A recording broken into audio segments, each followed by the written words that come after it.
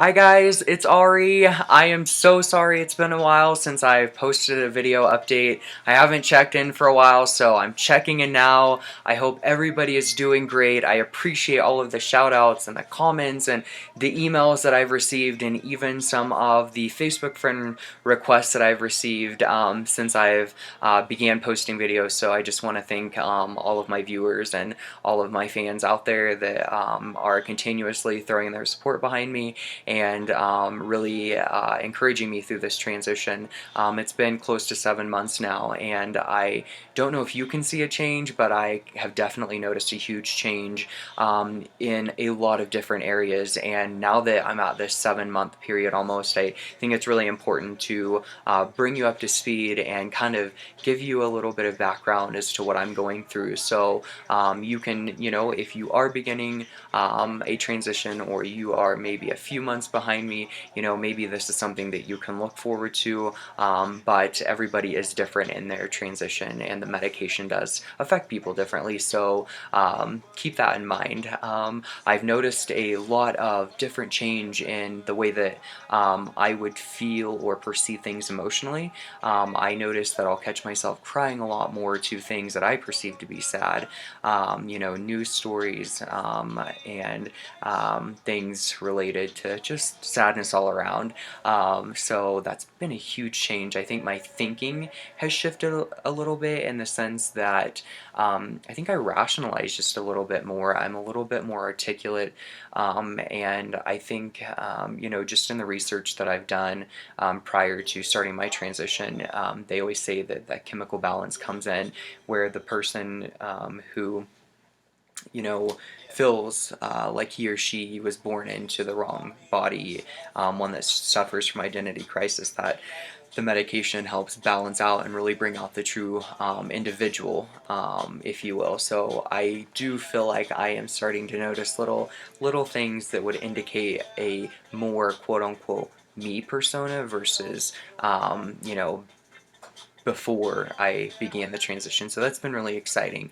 Um, I have also, started accumulating breast tissue, which, that's starting to pile, and there's a constant soreness, if you will, very sensitive to the touch. So that's been something that has pretty much happened since month 3, if I recall. It's been a pretty gradual thing, and you can now see where the fullness is starting to evolve just a little bit more.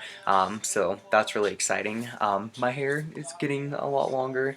The extensions came out a couple of days, so I figured, you know what, new year, new do, new outlook, which brings me to my 2016 resolution, and that is to really stay focused and tuned in with my viewers and my supporters, and to really start being a lot more proactive in the sense of championing transgender rights. That's a huge goal of mine this year, to really spend a lot of time focusing on transgender rights, because there's still a lot of work to do, and I understand that it's going to take time, but I am not a very patient person, and I know that there are thousands and thousands of transgender men and women out there struggling with the notion of coming out, and being true to his or herself, because of society's view, because of misinformation, because of miseducation. And we now have a governor trying to enact a pay-to-pee bill in a state. The United States is supposed to be the freest nation in the world. We're supposed to encourage individuality. We're supposed to encourage differences. But yet, whenever there seems to be a topic of little knowledge, people begin using fear-mongering techniques, and I think it's completely ridiculous. And I was reading an article recently about the fear that transgender individuals feel in not only the workplace, not only the school place, but just society as a whole when they are out, whether it be shopping at a Walmart, shopping at a Target, at a public swimming pool in the summer. The pressure to use the restroom and not feel ashamed is tremendous.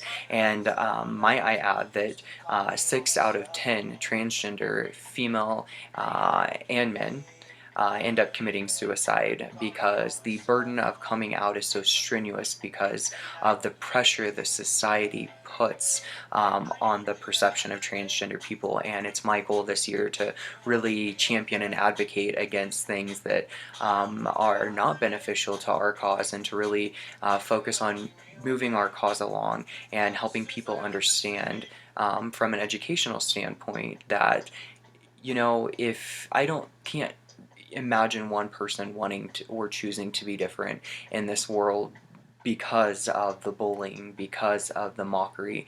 And I think there's just a lot of misinformation out there about the LGBT community as a whole, and it's just gotten to the point where it's very sad to me. And we are stronger in numbers, and I encourage everyone to get involved. If you are at that point in your life where you feel like you can volunteer and donate some time, 2016 is going to be a great year, and I hope everybody has really come off of 2015 with closure, and starting 2016 with new goals and new expectations and new hopes. It's so important to always set goals for yourself and to have things to look forward to, and to just live your life in accordance with your own values and your morals, because you know yourself better than anyone. And so for 2016, I challenge all of my supporters and all of my viewers to embrace your individuality. Focus on your individuality. Focus on finding your voice. Focus on gaining the confidence to step out to the grocery store as yourself, to step out and just be yourself. Because when you are yourself, you are truly free.